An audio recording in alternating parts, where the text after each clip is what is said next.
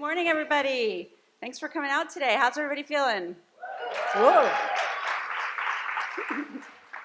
So let's dig right into that feeling. We're going to talk about a lot of fun stuff today, but I want to start off by talking about the thing that's on everyone's minds right now, which is the midterm election.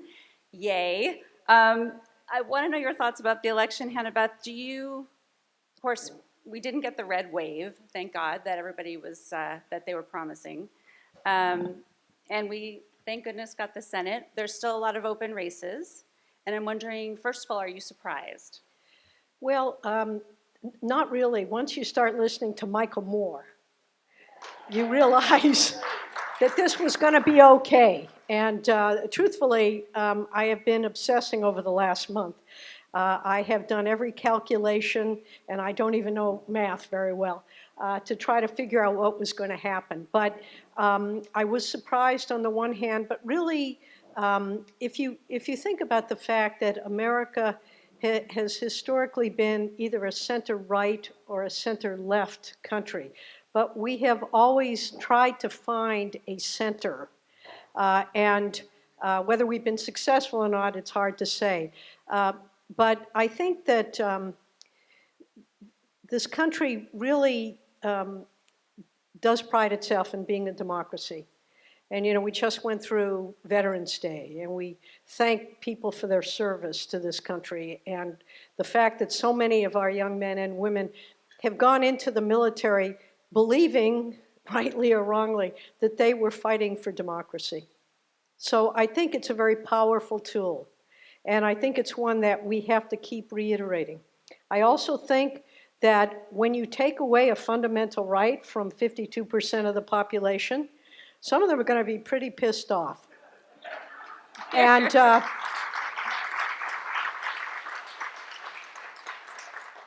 I think the abortion issue was underestimated by a lot of the pundits and the pollsters. When you think about it, if you're of my generation, it isn't really going to be your problem per se, but we have daughters and granddaughters and nieces, and the notion that the government is going to tell women what they can do with their bodies, particularly the so-called party of less government, somehow feels that they can invade our privacy to that level, I think was so offensive to enough people, in my opinion, not to enough people, actually. Everybody should be offended by that. And I also think that we underestimated the youth of our country. And I think it's really important that we recognize they're the people that this is going to matter to most. So I look around, there are a few young people here, they're falling asleep, but I'm amazed that we're not all falling asleep because that was quite a meal. And before we do anything further, I want to thank our servers and the people who provided us our food.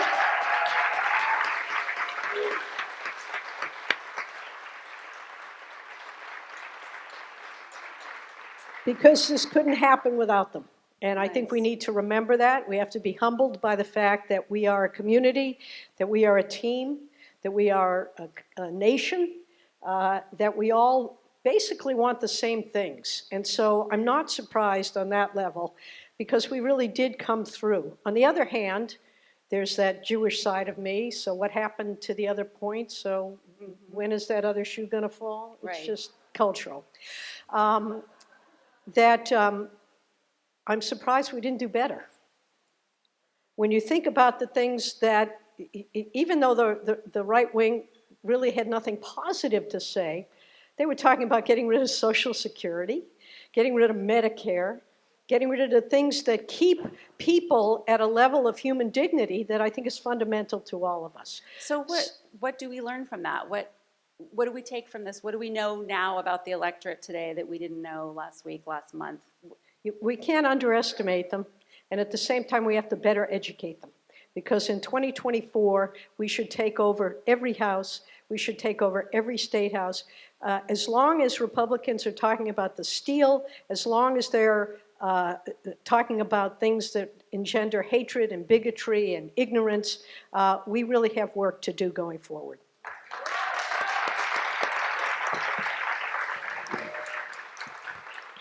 So you've done a lot of things. I don't know if everyone here knows Hannah-Beth had a radio show at one point. You've started nonprofits. You ran a legal office for a number of years. You taught public policy at UCSB. I first met you when you were first running for the state assembly, when I was working for the news press. May it rest in peace. And then, of course, you went on to serve in the state senate. But Hannah-Beth, when I look at your time in office, I think it's an example of how to get hard things done. That's what I think about, and how to enact legitimate, like tangible change that's impacting people's lives. Whether it's tackling sexual harassment and assault, putting forth bills that affect aging and veterans, and protecting our privacy and demanding gun safety and all that sort of thing. But what I like best about you, if I may gush for a moment, is that you're both fearless and relentless. So you're my kind of broad, and I dig that. Or as you once said to me, it's a combination of irreverence and chutzpah. So it's pretty accurate. So you once told me, when I asked you, how do you get things done in politics, you said you never, ever, ever, ever, ever give up. There were 4 evers, so I was like, she means this. She's serious about this. So I was wondering if you would talk about a time when you had to persevere past where you were comfortable. Oh, there are several of those. Many years ago, I was here in town with my wonderful husband, George. I don't think we were married then. We were just living in sin. I can't remember. That was 40 plus years ago. Oh, never mind. We went to see Lily Tomlin, who did a concert here in Santa Barbara at the Arlington Theater. And it was the first time I realized that Santa Barbara actually has a large gay population, which was really, really very exciting that this community, which had for many years been very conservative, I mean, it was the home of the John Birch Society, but really it opened itself up to lots of possibilities. So we're at this concert, and she started going into a stream of consciousness. She said, I have this recurring nightmare. I dream of being a success in a mediocre world. And that was an epiphanal moment for me, when I realized that you really have to do what you believe in and not worry about what other people have to say. If you feel passionate about something, if you feel that it's a just cause, it's the right thing to do, you go for it irrespective of whether or not others agree with you. And I think there were so many instances. Paid family leave, and I know we were going to talk about that story, so I'll let you ask the question so I don't just Please. take over for the next 25 minutes and talk, which, I'm a recovering lawyer as well as a recovering politician. I could do that easily. With equal pay, and Monique is right, I refer to that frequently as my 35-year overnight success. Because way back in the 70s, I really recognized that women were just paid less for doing the same work, or even working harder. And I just, it's kind of like playing softball or baseball. Actually, it was baseball, by the way. There's where I was fearless. I don't think we had helmets then. You just ducked if the ball was coming at your head, is that I just never understood why we could pay people less or deny them access to things based upon their gender or their race or their ethnicity or, how they live their lives. That had nothing to do with anything as far as I was concerned. So equal pay was something I was determined to accomplish because it was just the right thing to do, and it had taken forever to get going. When I started, women were making 57 cents to every dollar a man made.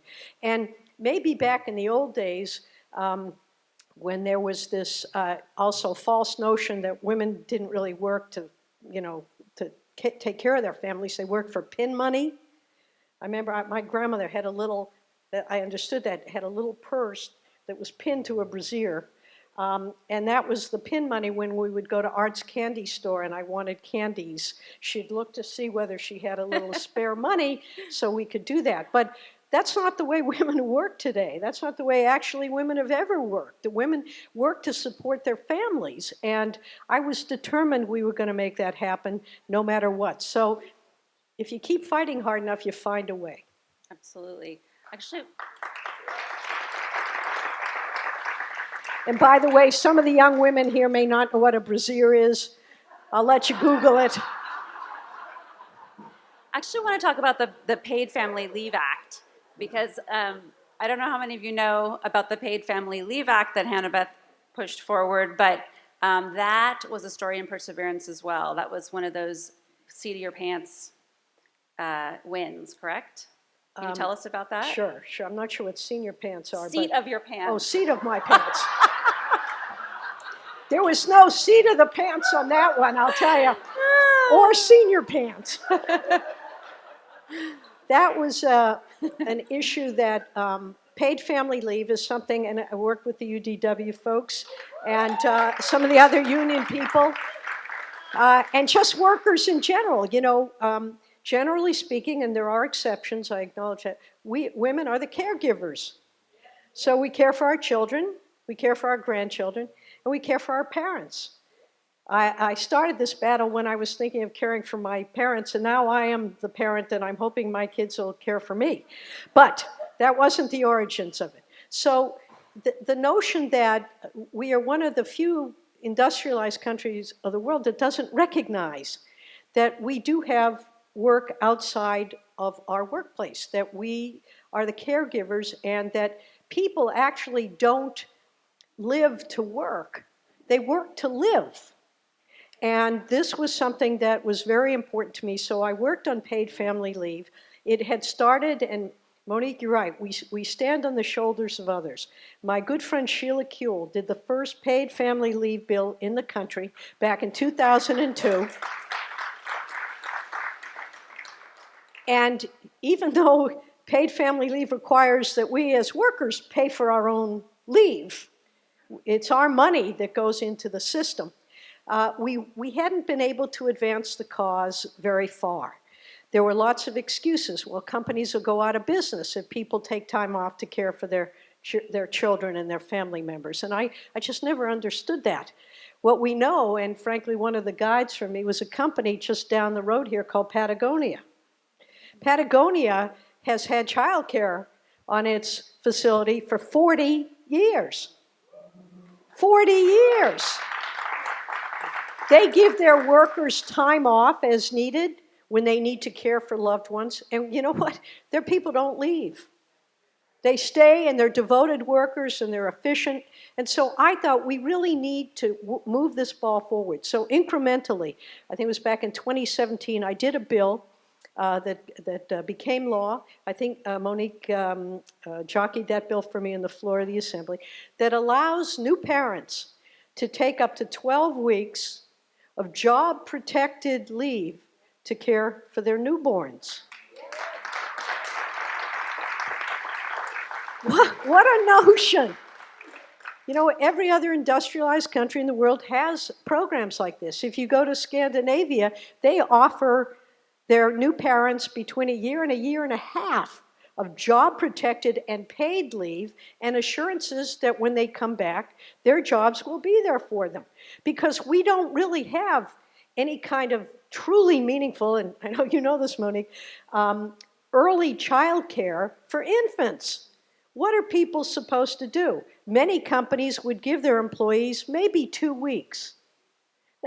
We know the data shows that it's better for the babies, it's better for the mothers. We have a third less postpartum depression when women are able to stay home and care for their children for a period of time. It creates a better bond for the child and a more lifetime relationship with the other parent, usually a dad. But this is something that was so important to me. So back in 2020, at the end of my legislative career, I did a bill that had been supported by the governor's chief of staff, that the governor committed to passing. And on the last night of session, we were 1 vote short of getting this bill passed in the state assembly. 1 vote short. What would this do? This would give everybody 12 weeks job-protected leave. Not that it would be paid for by employers, but just give people the right to take 12 weeks, whether it's to care for a parent who's going through cancer treatment, whether it's to pay for a grandchild when there's turmoil in the family, whatever the reasons. So last night of session, it really doesn't look like it's going to happen. At about, 11:45, I put my computer down. We're a vote short. And I said, okay, well, my last bill, it's been a good career. I wish this had happened, but oh, what the heck. At about 11:57, the Speaker of the Assembly called upon one of his members who had actually gotten up and spoken against the bill, but was indeed a primary physician. And he went up to him and he said, I need your vote. I need your vote. You know this is the right thing to do. The nonsense we're hearing from companies that they're all going to go out of business. California, by the way, is about to become the 4th largest economy in the world. So nobody's going out of business. And I flipped open my computer it was 11:58. And I thought, let me give it one last chance. And there was 41 votes in the California Assembly, and the bill passed 2 minutes before the end of session.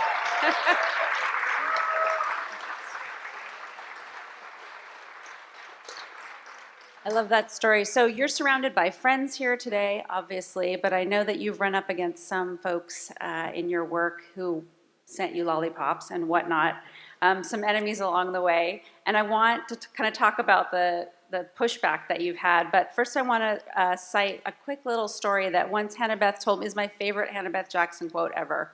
And I've talked to her a lot. She told me, and I wrote this down, my mother always told me you can get more bees with honey. But sometimes, fuck the honey.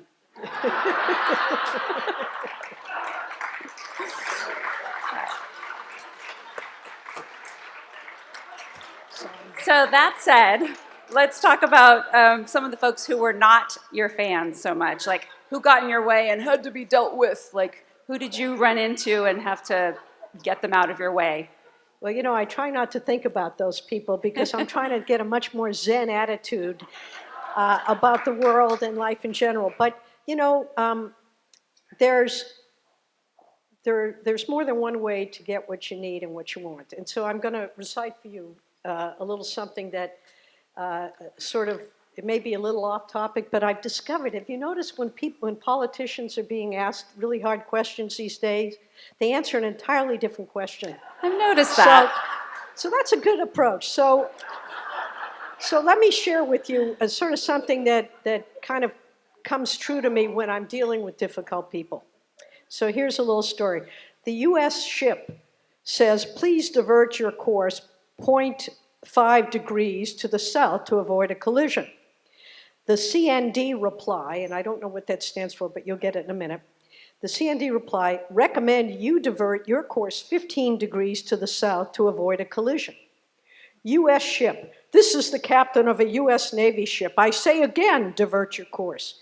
CND reply, no, I say again, you divert your course. U.S. ship, this is the aircraft carrier USS Coral Sea. We are a large warship of the U.S. Navy. Divert your course now. The CND reply, this is a lighthouse. Your call. I love that.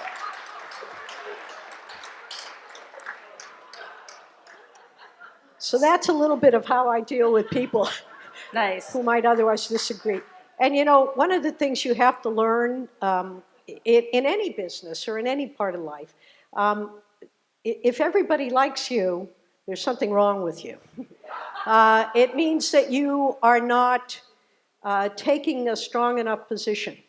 And if it's really important to you that everyone like you, I guess it's possible, but you're not going to accomplish anything. And so my goal has been you can disagree, right? Right, Dick? We disagree a lot. But I love this man dearly because he's so much fun to fight with. Of course, I'm always right and he isn't, but it's okay because he doesn't know that. But you can disagree without being disagreeable. And I think if you adopt that policy to the extent you can, but when people start sending you dum-dum lollipops, although I have to say the root beer ones are really good,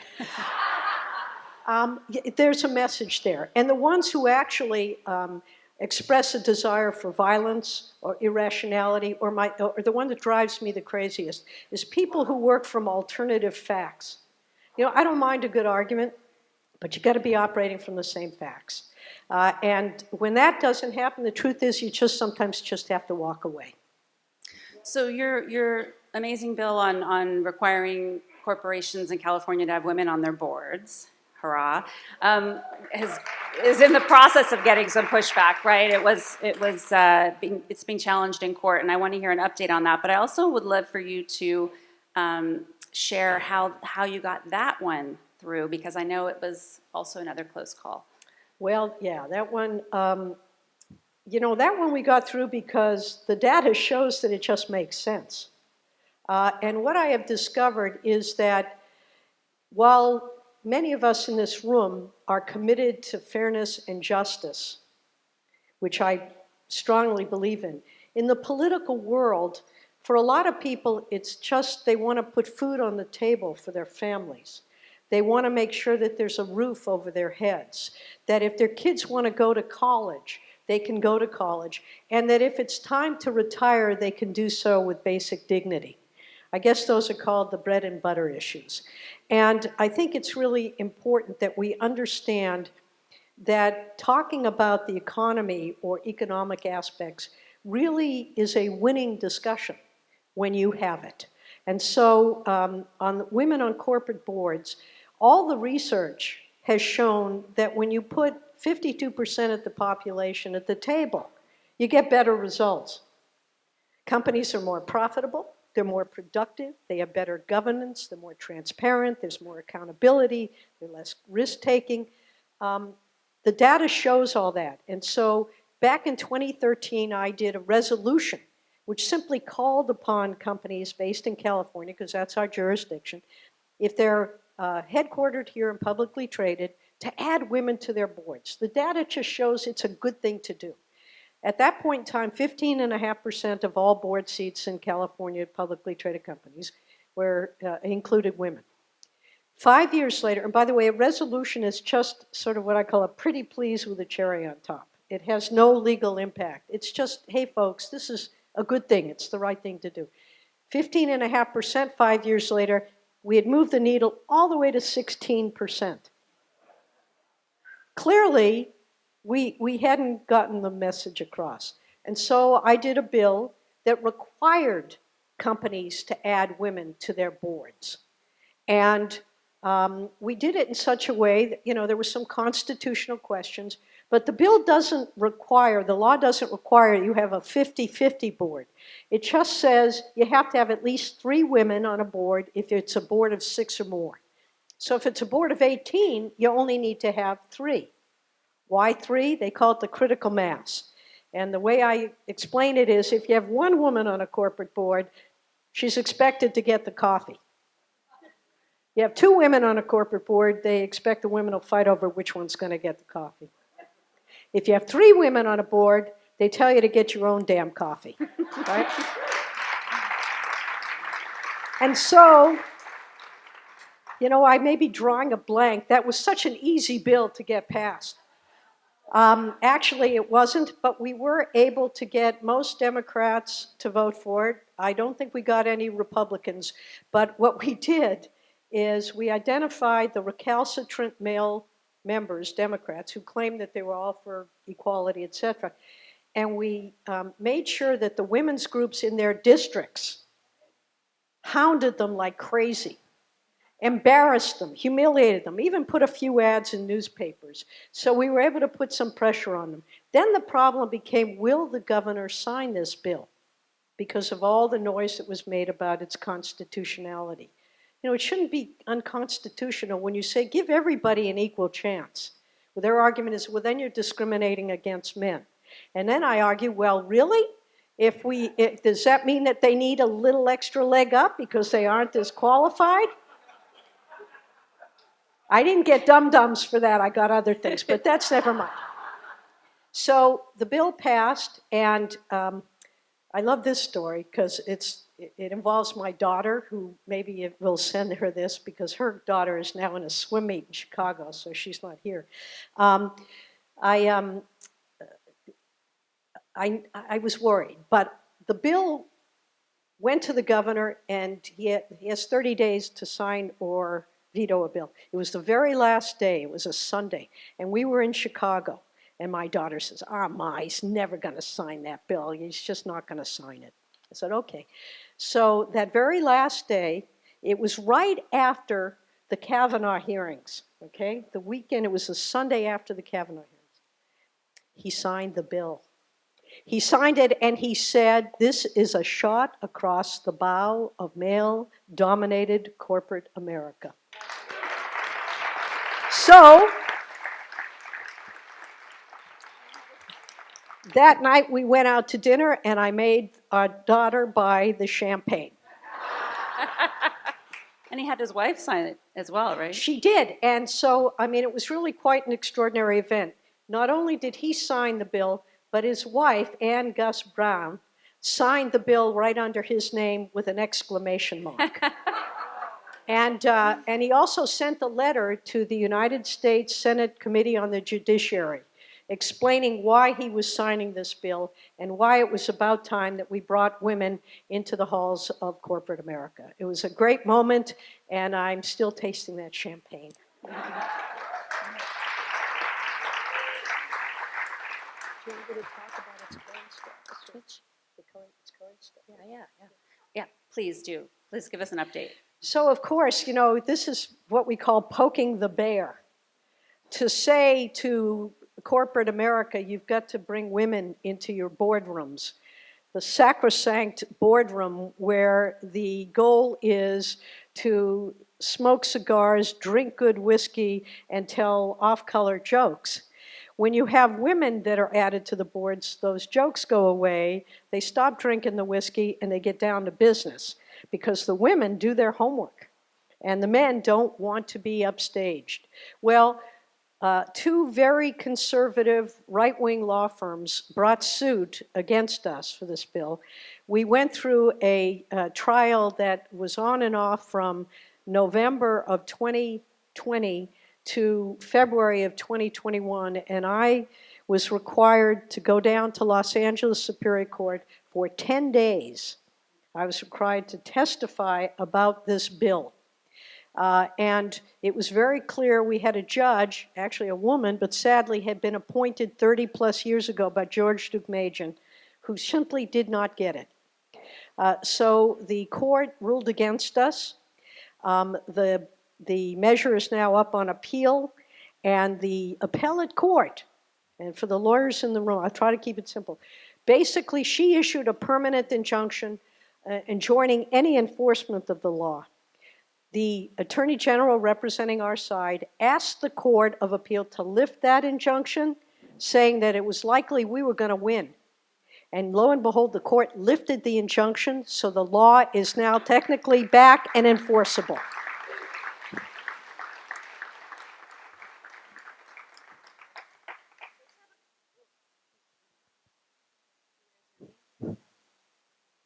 Are you on?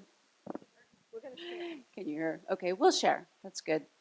Just a couple more quick questions, and then I think we're going to take some questions, right? Yeah. So I wanted you to talk, Hannah-Beth, about what you're doing now. Tell us about what you're up to. Well, when I decided to retire, I decided I really didn't want to retire. What I wanted to do is not have to run for office anymore and ask anybody for money. And Monique knows what fun it is to get there and do call time. And but I still felt that I did have something to offer. So I'm actually doing some consulting, and it's really fun to get paid for your opinions, of which you know I have many. But I am also working with some wonderful groups. I'm committed. I'm not going to work for anybody that I don't care about or that doesn't continue with things that have been left unfinished. that I'd love to work on. Privacy is really important to me. I'm working with the Planned Parenthood folks on their agenda to try to protect our fundamental rights.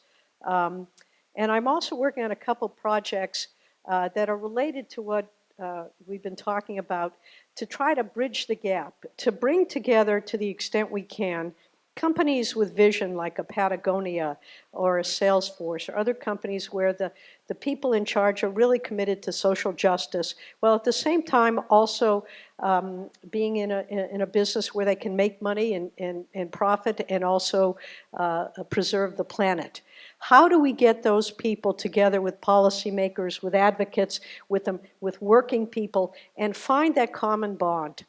How do we find a way that we can get to yes on issues that are important to moving us all forward, to creating a world where everybody has opportunity, where we have the respect and support that diversity and equity? So that's one of my projects. And the other is, you know, if we keep going at the rate we're going on corporate opportunity, economic opportunity for women, it's going to take 100 years. So how do we bake into our system that opportunity for equity? These are both pretty challenging. I'm working with some really wonderful people. We're in the process now of doing a planning grant, and I'm really excited about ways that we can expand the responsibilities and the perception of our economic engines, our businesses, to support people, planet, as well as profits. And I hope we can get there. Yeah. All right. Final question, total softball. How do we avoid civil war? How do we do it? Well, I think this week has taken us a long way in that effort, because in spite of the fact that McConnell is an insidious human being and Kevin McCarthy is also equally evil, neither of them are stupid. And if they want to continue creating policy and moving the nation in whatever direction they want, they're going to have to recognize they got their butts kicked in this election, that the things that they were talking about are not resonating with enough people so that they can stay in power. And I think Hannah-Beth, was this a butt-kicking election? Like, do you really feel that way? Yes, I do, because the expectation by the Republicans was that everybody believed their BS and that they were going to take full control of government, and they didn't. And so they're going to have to sit back and think about, what do the American people want to hear about? Now, they came very close, but you know, at the end of the day, and Senator Limon knows this, and Doss knows this, and anybody else, you count your votes. The most important thing you can do is the arithmetic. Do you have enough votes to pass the policies that you want? And if you don't, you have to go back and reconsider. So my hope is that we start sitting down together. There is a wonderful, and I'd welcome you all to go, I guess it's to YouTube, and look up, and I don't recall the specific, it's if you go to Denmark Diversity. They did an advertisement, I don't know if it's a beer commercial or what, where they brought people from Denmark from different walks of life, from your bikers to your PTA people, and they put them in a room together. And they had them each identify their group, and they were each in a square. And they started asking them questions. Things like, how many of you are step-parents? And those who were stepped into the middle of the room. How many of you had a fight with your spouse or your significant other over the last week or two? And the more questions they asked, the basic questions of human existence, what the people started to realize is we share so much more in common than our differences. And I think if we can start having those conversations, I do have hope for the future. I worry because, frankly, the people who have guns are the people who don't want to have those conversations. But I think it is possible, and you know, if we don't have hope, we're lost.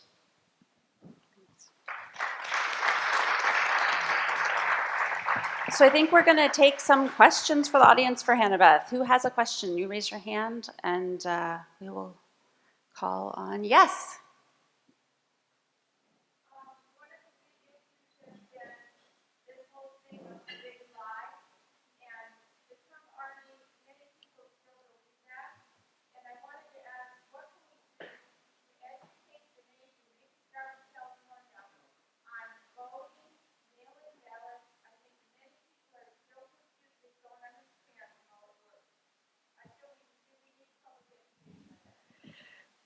We need public education on everything. We need public education on democracy. I think that would be probably the best place to start. You know, it's shocking how many people don't know that we have 3 independent branches of government. It's shocking. Among some of our colleagues in the legislature, Senator Monique Limon, some of them don't know that the judiciary is an independent branch of the government. Some people in the executive office don't recognize that the legislature is an independent branch of government. And I would submit to you that most of our young people today don't. And that is, civics is a place we need to start. And the more people begin to understand that, and I think in this election, very few people other than Donald Trump and his coterie of wackos are claiming that this election was fixed. I mean, there was more transparency, more accuracy in this election, I think, than in any other. And I think the more people are educated to that, I don't think America doesn't like sore losers. And we got a lot of sore losers from 2020. And you'll notice today that even many of the Republicans losing who were previously saying the elections were fixed, right, they're actually coming up and they are conceding. And I think this is something to their credit and their benefit. And now we move on. So I think those are ways. It's going to take a while. You know, we haven't just, this election wasn't the panacea, but it is an opportunity for us to move out of the darkness and into the light. And so many of the election deniers, too, last week were shut down almost sort of roundly. It was very heartening. It was. Yes.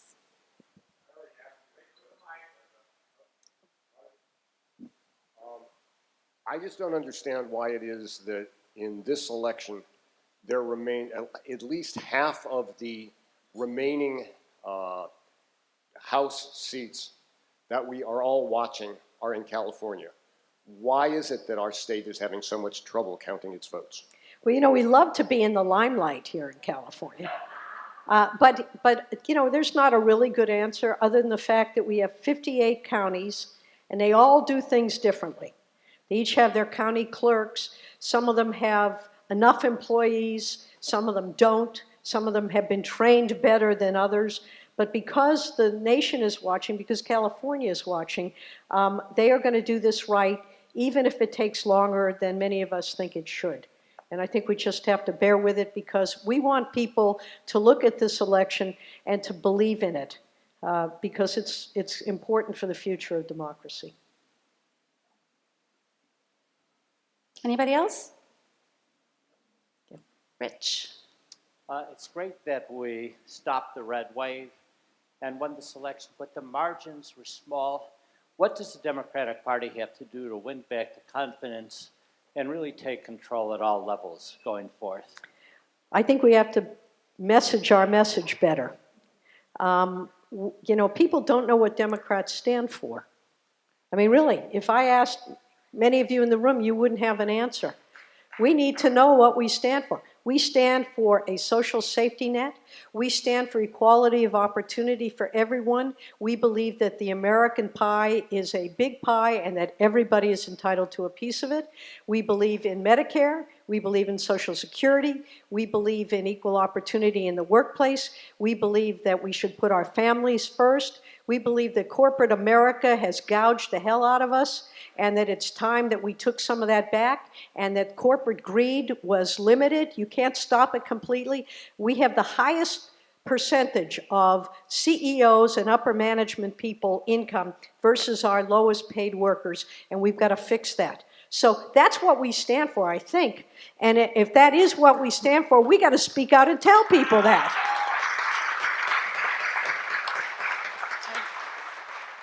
I think there's another question. Okay. Go ahead. Joan? Last question. Go, Joan. Okay, my question has to do with education and civics. I know that in California, I do believe, and I must say I don't know this for sure, you're required to take a civics class in high school. That's correct? But a lot of the states don't have that obligation in their education code. I'm wondering if we should do more in California about that? And also, how can we get the whole group of states to come along and teach their young people what it is to be a citizen? Well, that's a good question. Certainly in California, we can lead the way. We tend to lead the way. You know, I like to joke that California loves to be first. We don't necessarily care that we do it best, but we like to be first. And I think, though, in many respects, you know, the country laughs about California, but they really wish they were California. And so I think we could certainly lead in that. I think that there's a lot of misunderstanding about what's going on. There's a lot of misinformation. But I think if we stop being afraid of ourselves and each other, that's what my hope is going forward, that we will have been able to change that and to sort of change the dialogue. You know, we are all in this together, and I think it's important that we really commit to that. And I think our young people, God bless the young people of this country. I think they were an integral part of this election result. God bless women who finally realize, or not finally realize, who recognize that if we don't speak up, they will leave us behind. You know, misogyny has a long history in this world, going back to, I think, the Garden of Eden. So we have a lot of work to do to be strong, to be bold, and to speak up.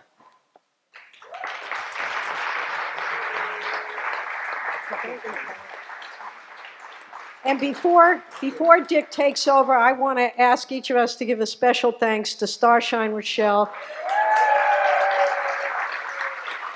I know, no. I know she didn't get to ask all the questions that she had, but she is one of my sheroes because not only does she find the humor in life, which we all need, because, you know, life doesn't end well. So you have to have some humor in between. And she is sufficiently irreverent to make it more meaningful. And so, Starshine Roshell, when you finish up working at LinkedIn, I hope you will help me write that memoir. Thank you. Thank you, Starshine. Yeah, I was going to thank Starshine and thank you for inviting Starshine. That was a brilliant stroke. And I also want to acknowledge, where is he? The judge. There he is. You know, this is a couple that is an admirable role model for successful marriage. And my friend George, Judge George, is an admirable model of successful aging. I envy his, because he's older than I am and much more alive. Anyway. The key is he married a much younger woman. I'll let that pass without any further. So, first of all, here is an official Red Sox cap. It's actually a very expensive item, and you gave us your hat size, so it fits beautifully, doesn't it? Fits beautifully. Sorry. Thank you, Gary. And we have a beautiful, I think, trophy gift for you. In appreciation for your service and creative leadership, advancing justice and a better world. Do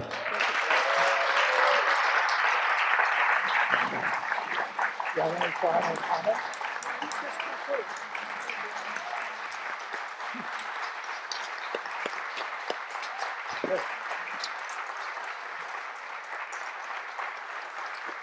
And before I do get off the stage, I want to thank everyone who's here today, whether you're here for SBCAN or to be part of this legacy celebration. I do thank you all on behalf of a wonderful organization. And I want to give a particular shout out to Judge George, who has put up with years of having to deal with a woman who can be singularly focused and who has spent more nights out than home over the last several years. Thank you, Judge. Thank you. I love you.